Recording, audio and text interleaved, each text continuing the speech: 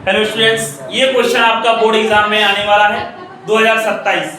आप लोग सभी बच्चे बहुत ध्यान से समझें। आइए हम लोग शुरू करते हैं।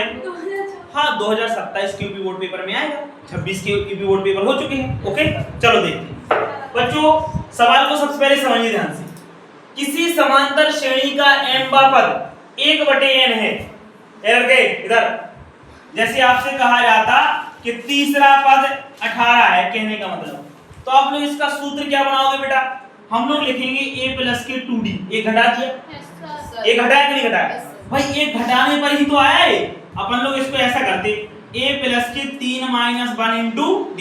भाई संख्या में से घटाया कि नहीं घटाया? ऐसी बच्चों ये कह रहा है कि m बा पद 1/n, तो m बा पद का मतलब क्या होगा? a प्लस के कौन सा पद m, यहाँ पर तीसरा 3 माइनस 1 जब भी तो आता है तो यहाँ पर अपन ने m माइनस 1 कर दिया इंटू d बराबर 1/n। क्लियर बात है? समीकरण नंबर क्या बन जाता है आपका? 1। दूसरी बात वो कह रहा है एक समांतर श्रेणी का जो n वां पद है बच्चों वो कितना है? 1/m है। तो अपन लोग लिखेंगे an बराबर, अब an का सूत्र तो आपको पहले से ही पता है, a प्लस की n माइनस 1 इंटू d बराबर 1/m। अब अपन से ये कह रहा है सिद्ध करो इसका mn वां पद 1 होगा। कितना होगा? mn वां पद मतलब आपको amn बच्चों इसमें निकालना है और इसका मान आना चाहिए 1। अपन को सिद्ध करना है। दूसरी बात, सारवंतर और प्रथम पद भी निकालना पड़ेगा, तभी तो आएगा। तो पहले अपन लोग सारवंतर निकालेंगे और फिर प्रथम पद। बच्चों ध्यान से देखो, समीकरण 1 और 2 को घटाने पर हल हो जाएगा कि नहीं हो जाएगा? देखो हम लोग लिखेंगे घटाने पर। जब बेटा इसको घटाने पे हल करोगे तो चिन्ह बदल जाएंगे। ये संख्या जो प्लस की दिख रही है ये माइनस की हो जाएगी, ये भी प्लस की माइनस की, ये भी प्लस की माइनस। लिखना बंद कर दे, पहले समझे ध्यान से। ये लड़के आकाश और रानू मंडल, रुको सीधे दांत उखाड़ दे बेटा, मैंने नकल करके देख दिया। देखो a से कैंसिल हो जाएगा, अरे हो जाएगा। देखो तो इन दोनों में बच्चों क्या कॉमन दिख रहा है? बोलो जरा। बहुत बढ़िया, d। अरे दोनों में d कॉमन नहीं है। अब क्या बताओ, d कॉमन ले लिया, इधर क्या बचेगा? m minus. अब सुनो, इधर माइनस खुलेगा ये वाला, तो माइनस का n होगा और प्लस का क्या होगा? बराबर कितना बचेगा? 1/n minus 1/m। इसको बेटा अपन लोग सॉल्व करेंगे।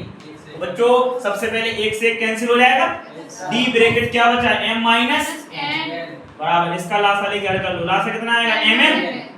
n से n कट गया तो m आ जाएगा, माइनस m से m कट जाएगा, n आ जाएगा। m माइनस 1 से पूरा m माइनस 1 भी कैंसिल, अरे पूरा कट जाएगा। ये पूरी संख्या बच्चों, ये वाली इतनी पूरी संख्या इस वाली संख्या से कट जाएगी। जब कटने के बाद कितना बचेगा? बोलो ऊपर 1। कितना बचता है? 1। तो d का मान आपका आया 1/m है। कितना है? 1/m। अपन लोग ये d मतलब क्या हुआ बेटा? सारवंतर। अपन लोग प्रथम पद भी निकालेंगे। d का मान किस में रख दोगे? बोलो। का मान समीकरण किस में रखने पर बच्चों? 1 में रखने पर। बहुत बढ़िया। इसी प्रकार आप लोग मन लगा के पढ़ते रहो, कोई काम मन लगा। चलो d का मान समीकरण 1 में रखो। समीकरण 1 दिया गया बच्चों a प्लस के m माइनस 1 इंटू d बराबर 1/m। जहां पर बच्चों d है वहां कितना लिखना है? 1/m। तो a ज्यों का त्यों बेटा, m माइनस 1 भी ज्यों का त्यों रहेगा। बोलो d का मान कितना है? 1/m बराबर 1/m।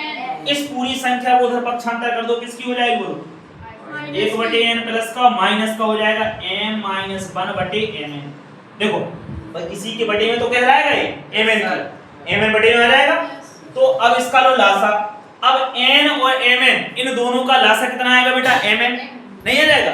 भाई जब भी बच्चों अभाज्य संख्याएं हो जो आपस में ना कटे, उनका लासा हमेशा उनके गुणनफल के बराबर होता है। तो ये दोनों वैसे ही आपको दिख रहा है चर हैं, तो ये तो mn आएगा ही ऑलरेडी। mn आ जाएगा बच्चों, इसका एलसीएम सॉल्व करेंगे हम लोग। n से n बेटा cancel, m a come minus, देखो mn से mn कट जाएगा, m माइनस 1 आएगा, लेकिन ये माइनस खुलेगा अंदर। क्या खुलेगा भाई इधर? जब माइनस खोलोगे बच्चों तो माइनस का m माइनस माइनस प्लस का 1 हो जाएगा। देखो m से m बच्चों क्या हो जाएगा? कैंसिल। यानी जो a का मान आया आपका कितना आया? वो 1/m। वो कह रहा था प्रथम पद 1/mn आना चाहिए। वास्तव में प्रथम पद a बराबर 1/mn आ गया कि नहीं आ गया? एक चीज तो सिद्ध हो गई। दूसरी चीज mn वाला पद 1 आना चाहिए। मतलब ये होगा बच्चों, हमें सिद्ध करना है amn बराबर होना चाहिए 1। कितना होना चाहिए? 1। अपन लोग amn का सूत्र खोलते हैं। बताओ amn का फॉर्मूला क्या होगा? a प्लस के, ये लड़के इधर देखो, पीछे तो कहां देख रहा है बाबा? इधर देख, a प्लस के mn का फॉर्मूला क्या होगा amn का mn माइनस 1। जैसे बेटा आप लोग 3 माइनस 1 करते हो ऐसी mn का पद है तो mn माइनस 1 हो जाएगा। Yes sir. अरे होगा कि नहीं होगा? चलो रखो मान a का मान बेटा 1/mn plus mn minus 1 into d का मान भी कितना है 1/mn 1/mn 1/mn का अंदर गुणा कर देंगे तो mn एकम कितना होगा और बटे में कितना होगा माइनस 1/mn बोलो हो जाएगा बच्चों। mn से mn तो कैंसिल हो जाएगा।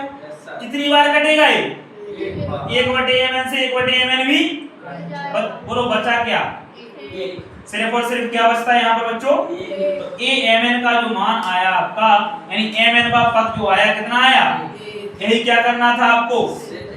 क्या बात समझ में आ गई? दोनों चीजें समझ में आ गई ना।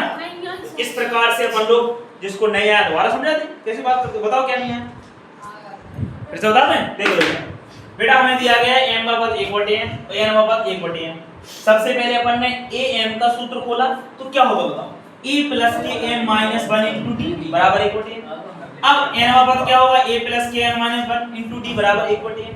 देखो घटाने पर a से कैंसिल हो जाएगा n में d कॉमन ले लो तो क्या आ जाएगा m माइनस 1 माइनस खोलो तो माइनस का m माइनस प्लस का 1 हो जाएगा। ये समझ में मेन चीज तो इसी को समझना है। ये समझ में आया तो फिर तो अपने आप समझ में आ जाएगा। देखो 1 से कट गया m माइनस n बचा यहाँ लासा लोगी तो m माइनस n आ जाएगा m माइनस n से m माइनस n कट जाएगा ठीक।